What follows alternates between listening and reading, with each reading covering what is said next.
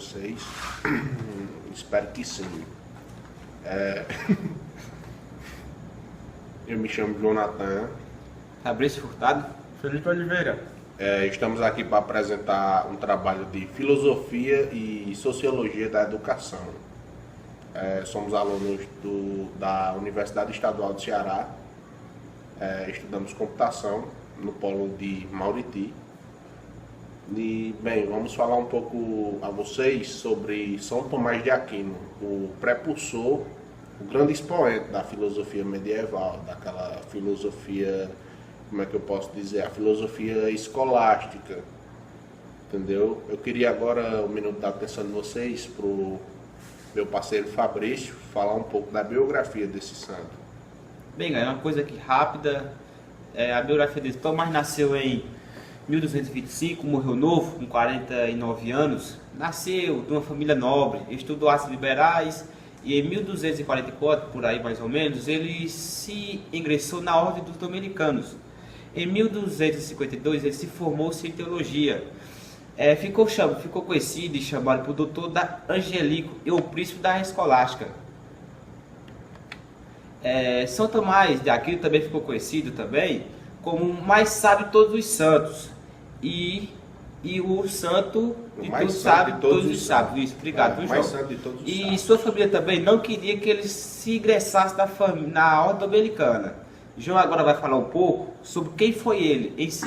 Como eu disse anteriormente, ele foi o grande expoente da escolástica. A escolástica é o ramo da filosofia medieval de base cristã, entendeu? Ele foi o fundador também da escola tomista de filosofia e teologia, na Idade Média também. Eu queria agora que Felipe falasse um pouco sobre as principais obras, as principais ou a principal obra do santo São Tomás de Aquino. Bem, pessoal, dentre várias obras feitas por São Tomás de Aquino, uma das mais principais feita por ele foi a Suma Teológica, pois nela estava contida as várias razões pelas quais ele queria provar que Deus existe. Por conta que São Tomás de Aquino, ele tinha uma concepção muito clara e gostava muito de poder mostrar a verdade. E uma das verdades que ele queria mostrar era a existência de Deus. Por isso mesmo, ele tinha como da sua base Aristóteles, pois Aristóteles tinha a sua questão, a razão, e nela queria fazer a relação entre razão e a fé de São Tomás de Aquino, a qual São Tomás de Aquino levou as ideias de Aristóteles para a igreja. Nela ele escreveu essa sua obra, a Suma Teológica, e nela ele descreveu as razões por que Deus existe. Deu 5 provas, na verdade, Isso. né? Como o parceiro daqui Felipe falou, explicou até muito bem, que eu gostei da explicação dele. As 5 principais obras são o primeiro motor imóvel, Primeira causa eficiente também, o ser necessário dos seres possíveis, os graus de perfeição do mundo, o governo supremo. João agora irá abranger um pouco dessas 5 para não ficar uma coisa tão vaga. A primeira causa da existência, que é o primeiro motor imóvel. O primeiro motor imóvel sugere que exista uma força suprema que move todos os outros seres, sem que ela seja movida por algo. Tipo, todos os seres vivos, todas as coisas existentes precisam ser movidas por alguma coisa, exceto o primeiro. Esse primeiro seria Deus, entendeu?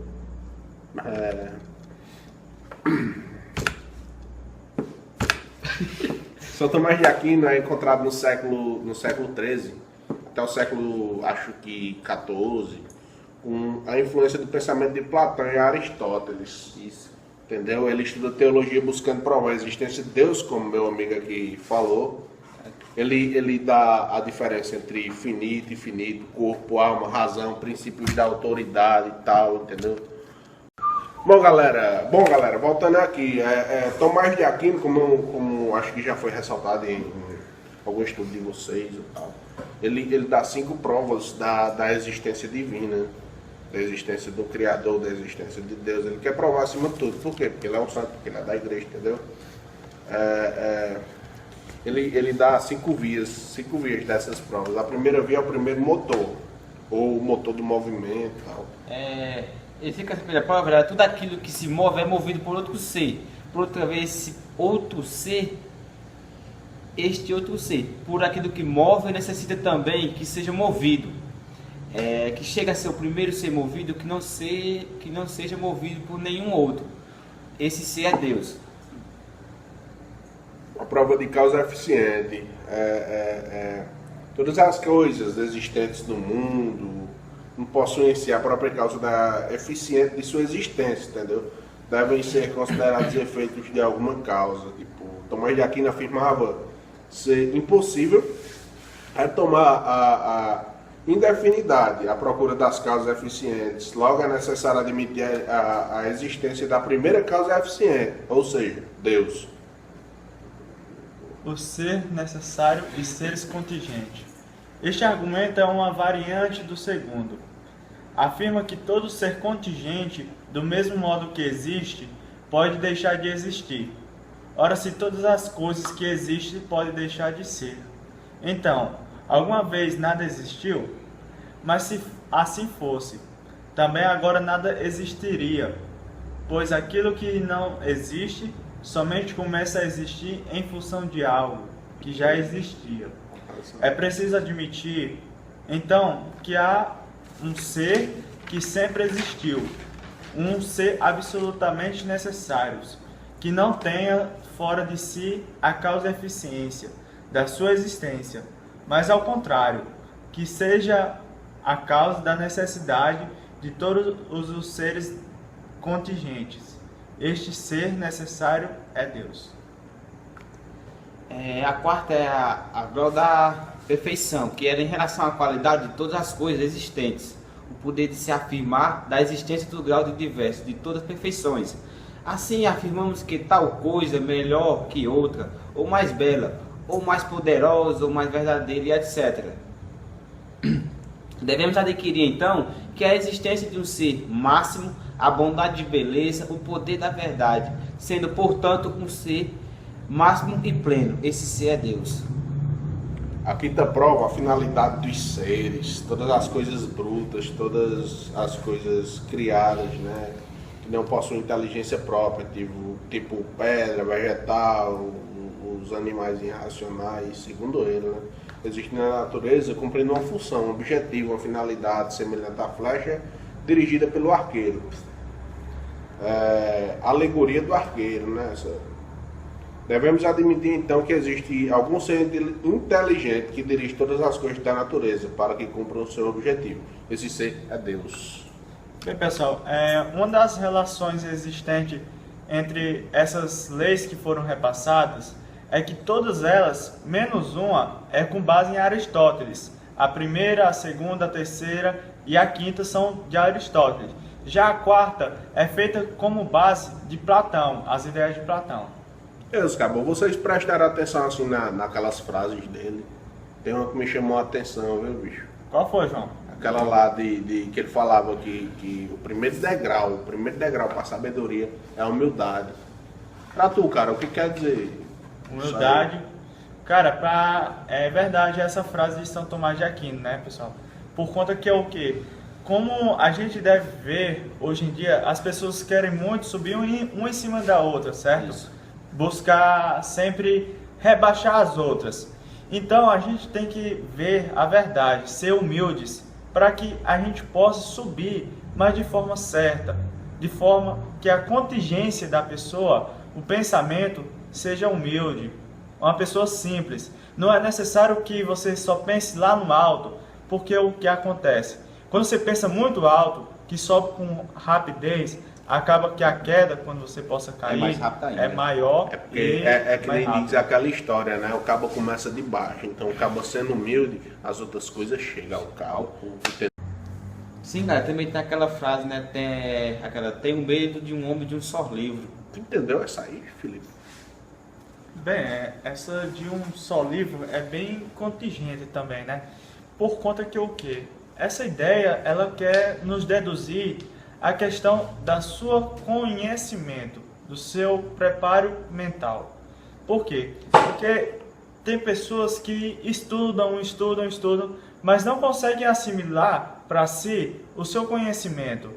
Quando um homem só tem um livro, ele não é um ser pensante, porque é necessário que ele tenha um conhecimento maior sobre aquilo que ele está lendo, que ele possa fazer com que mantenha uma relação de uma harmonia entre o que ele está lendo e a realidade, pois o ser é um ser pensante. Todos somos umas pessoas que necessitam Eu pensar. discordo de Vossa Excelência. Eu discordo de Vossa Excelência. Eu acho que ele quis dizer, tipo, nesse negócio de um homem de um só livro, é aquele homem, aquele tipo de gente que, tipo, quem sabe fala, quem não sabe é...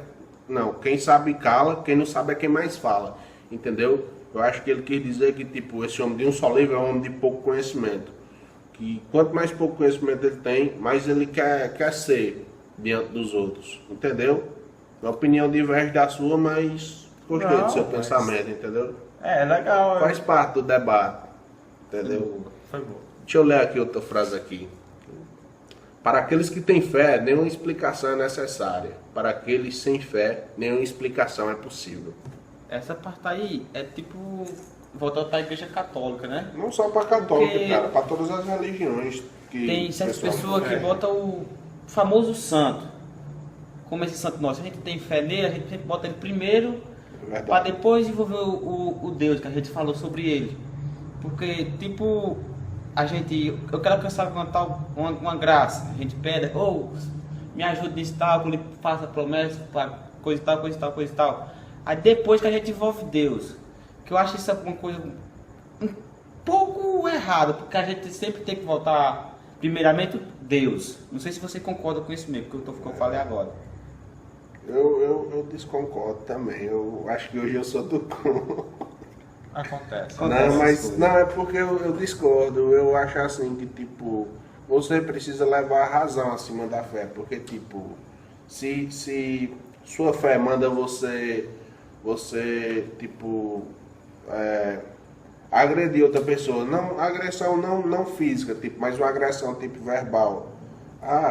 Não sei o que, o fulano ali é viado, fulano é baitola, fulano é preto, a igreja discrimina, a Bíblia discrimina assim porque diz que é errado. Eu já acho, tipo, já foi contra a razão, tá usando a fé demais.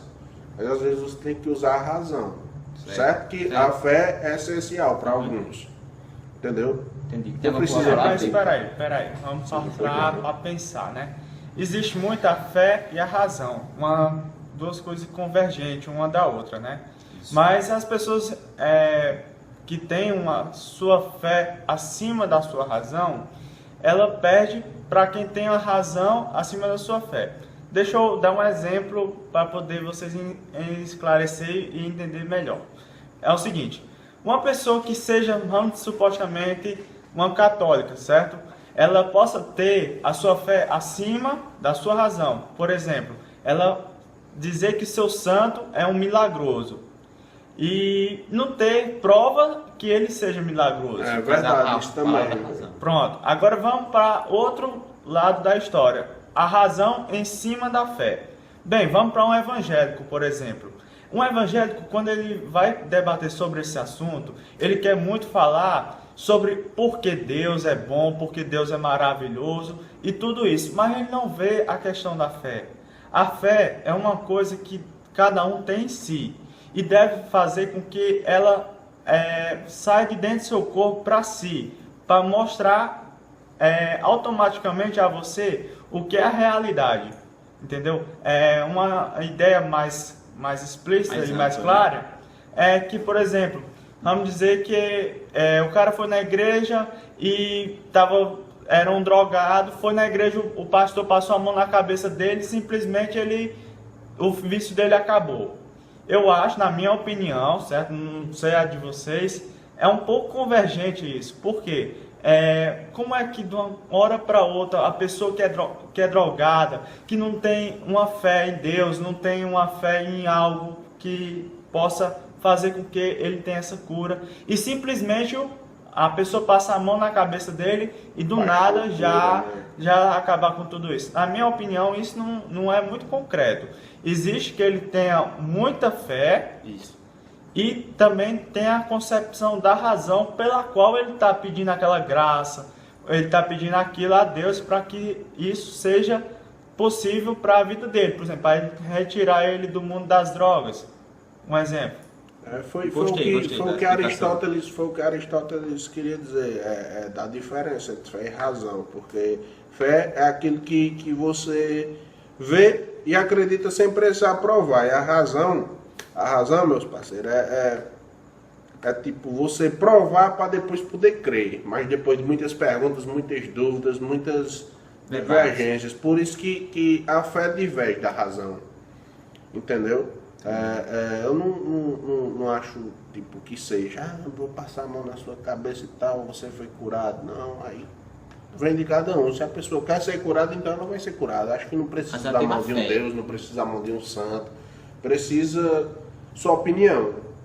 Porque existe aquela coisa chamada livre-arbítrio, né? Isso. Deus não está aqui para interferir em nada. Né? Uma questão também muito interessante é sobre Aristóteles com São Tomás de Aquino. Pois São Tomás de Aquino ele fez com que a razão de Aristóteles fosse implementada naquela época, muito tempo atrás, onde a igreja católica era altamente, como se pode dizer, fechada, compactada, e não deixava com que as pessoas fossem explícitas, elas tivessem um livre arbítrio a poder fazer o que quisesse, né? E São Tomás de Aquino, ele foi um precursor nisso, devido a poder implementar a razão de Aristóteles no cristianismo.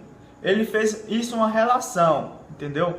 Mesmo que Aristóteles naquela época não era vivo, já tinha falecido, mas pela razão que Aristóteles tinha de tão grande importância, o modo dele falar, o modo dele agir, tudo que engloba Aristóteles, São Tomás de Aquino conseguiu converter tudo aquilo e implementar na questão do cristianismo, nos pensamentos aristotélicos, né?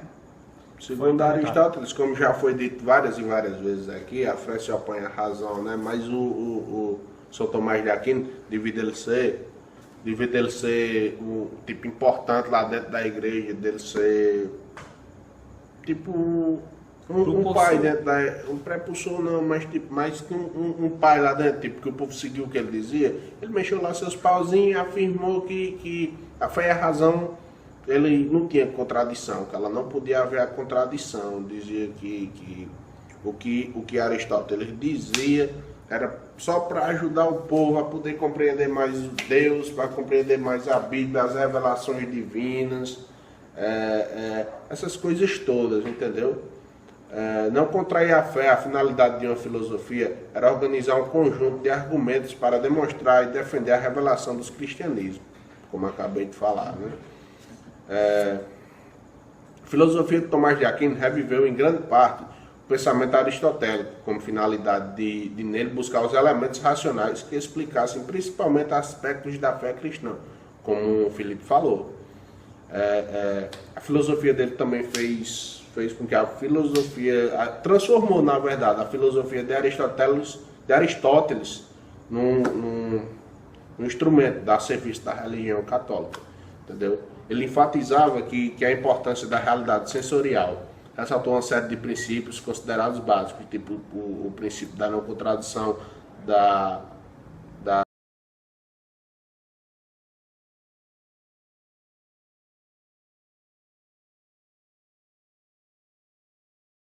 Rebel on your own on a bed to trip on a bed to trip on a bed to.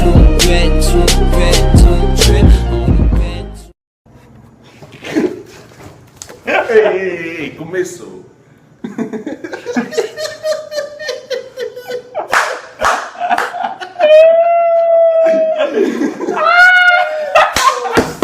Bora falar sobre o Santos. Vamos falar sobre o Santos. A aula é séria, é sobre o Santos, São Tomás de Aquino. Bom, galera, boa noite. Boa Me noite, chamo pessoal. Paulo Natan. Fabrício Santos. Felipe Oliveira. A gente é aluno da UES, Universidade Estadual do Ceará. Tá cursando um curso de